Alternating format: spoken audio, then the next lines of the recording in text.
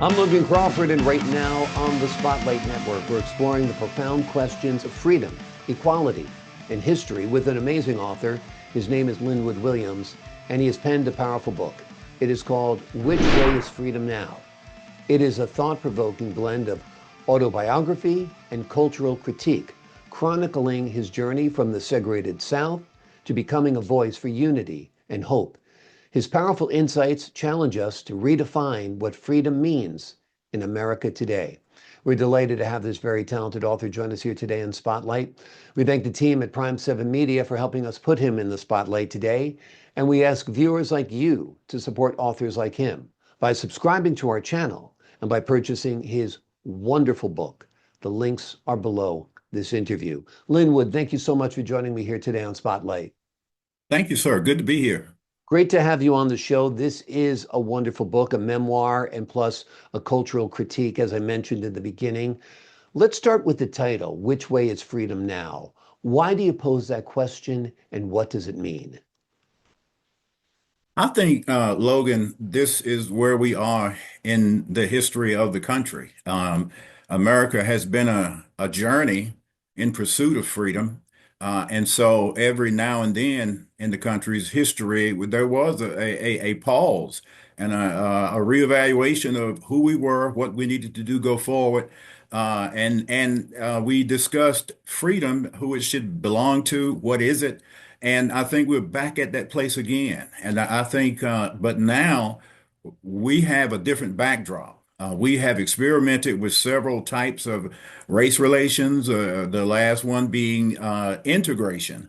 I think it's time for us now to to evaluate the pros and cons of integration, see what can we learn from and what can we use to move forward as a nation. But I believe all of that starts with a new critique of this thing we call freedom.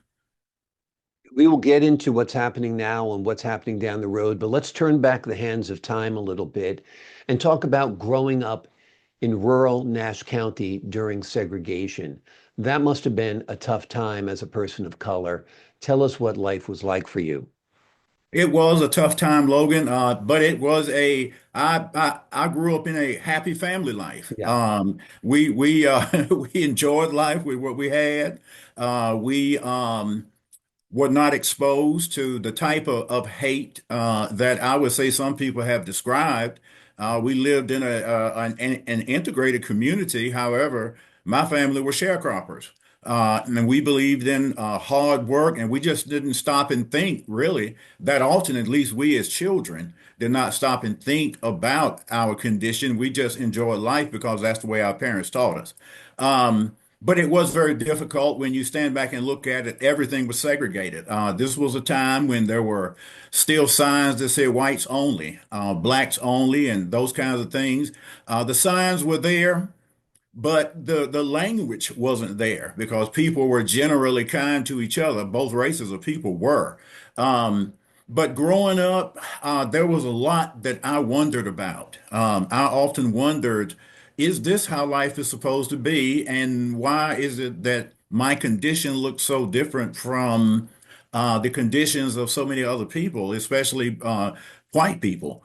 And believe it or not, I didn't come away with any shred of bitterness behind that. I just wondered, and the wonder continued to move me forward in the direction of understanding.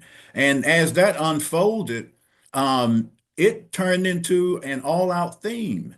And I was in the ninth grade in high school when I had the inspiration to write a poem.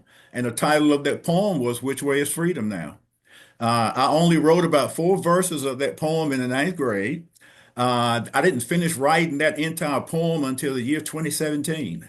And so I actually lived through a time and I saw my condition as a minority in this country improve tremendously.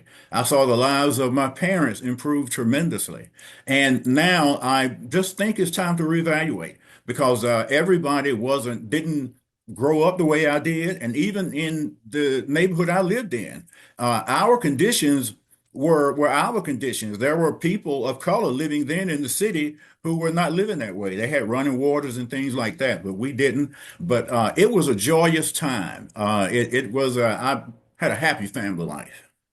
I mean, I grew up pretty poor also in a rooming house with, four siblings. And you don't realize it at the time. You look back now like, oh, I was poor.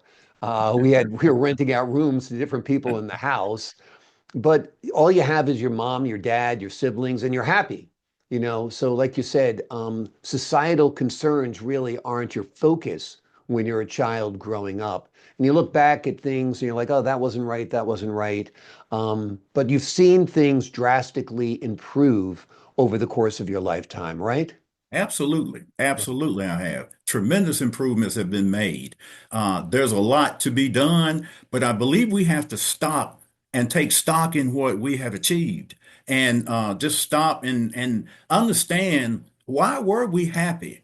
Where did that happiness come from? Who taught us that? Our parents, by and large, the way they raised us, kept us focused. It kept us with a high measure of pride, self-pride.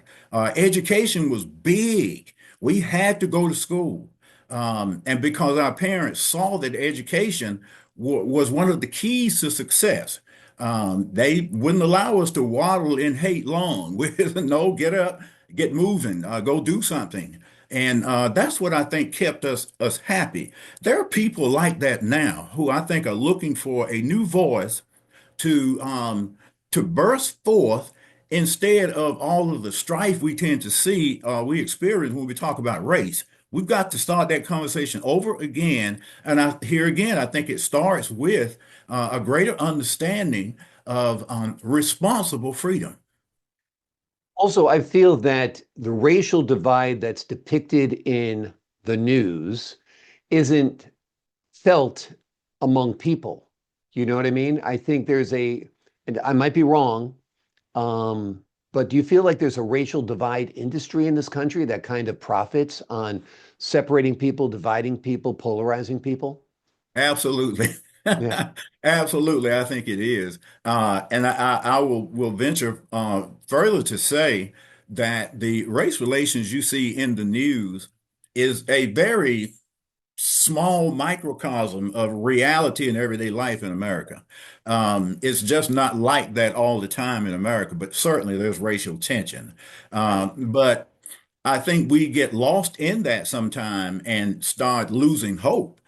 Start thinking that, man, things are really so bad now. I might as well just throw my hands up and give up on race. No, no, no, no, no, no. In the early 1700s, there were colleges out west that were integrated. Okay. And so the idea of integration and responsible freedom has always been a bedrock of this country. It's just time now for that ideology to step into the forefront and to really let's embrace something different when it comes to race relations. We don't have to tear each other down, but we do have to live together. And I think to do that, we just got to have another discussion. It's nothing strange. America has been here before. It's time for us to do that again. What areas need improvement, would you say? Well, and I think that starts with how I have in the book broken down different categories of freedom. I have created two basic categories. One is what I call fidus freedom, that's FIDUS, and the other one is ligibus freedom. That these two words simply mean one, fidus means responsible, ligibus means irresponsible. I've applied that to the concept of race. And I did that so we would have a frame of reference in terms of discussing this.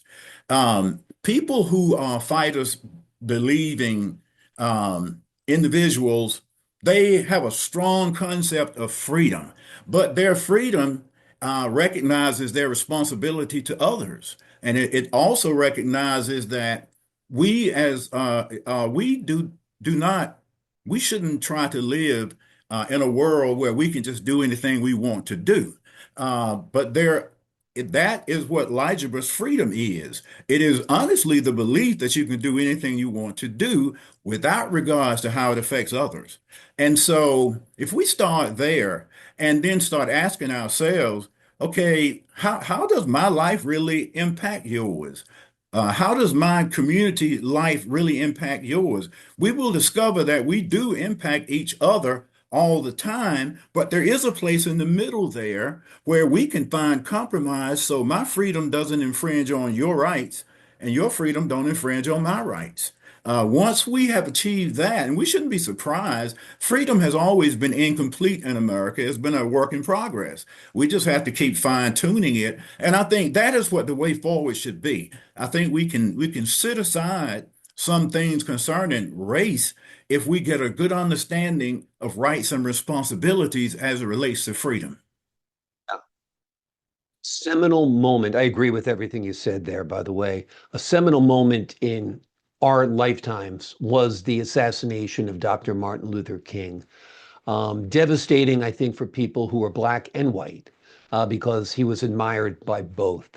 And that is the type of leader I think we need today, that a man of color who, bridges communities and builds bridges as opposed to dividing. You know what I mean?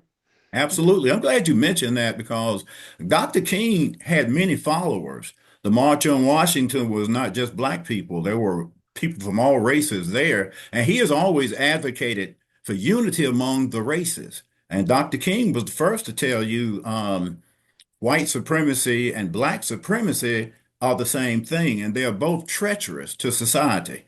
And Dr. King also spoke from a position of love and godly principles, which are the bedrock again of responsible freedom. It's if you can find it within yourself to truly love your neighbor, then you will understand the mission of Dr. King. And you are exactly right. Believe it or not, Logan, there are people in this country right now who are like that. They just need to step forward. Exactly. Let their voices be heard. I think more Absolutely. people are like Dr. King than the people who bait people by race. Absolutely. Like we said a while ago, there's an industry here, if this one doesn't like that one and that one doesn't like this one, I'm dividing and conquering and empowering myself while ruining the masses. And it's not what I see. It's not my experience. It's not the experience of my children and the people that I work with. I mean, I feel like it's an integrated society and where people don't even factor race into anything, you know. Are there some bigots out there? Absolutely. And Absolutely. they need to be, taught and shown a better way. And I think, just, you know, going along with Dr. King's dream of a colorblind society is really the only way forward. That, we don't factor in race. Race is irrelevant. Do you agree?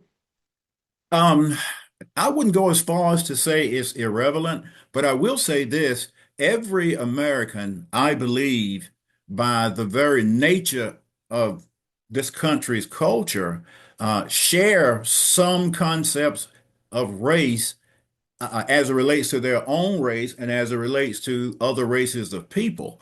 There is a way for us to embrace this without hating, though. When again, once we start really, let's focus on, let's go back to history. Let's find out how hard did white people fight to free slaves. Let's write about this a little bit more than we have, okay? Slavery was treacherous. But a lot of white people lost their lives for freedom of African Americans. Um, and that brings me to this concept. Let's not be afraid to look at you and see you as you look different from me. But if I look at your character and if I can find common ground there, I can look beyond your race. It happens a lot. I think the colleges out west that were integrated years ago, back in the 1700s, did that. They looked at these individuals who came to go to school there and looked at their character and their ability and decided we can look beyond your race and incorporate you into this culture. That is where I think we are now.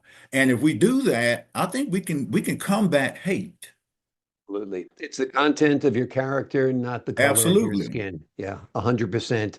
The name of the book we're talking about today is Which Way is Freedom Now? It is a thought-provoking blend of autobiography and cultural critique, chronicling the author's journey from the segregated South to becoming a voice for unity and hope. The author's powerful insights challenge us to redefine what freedom means in America today.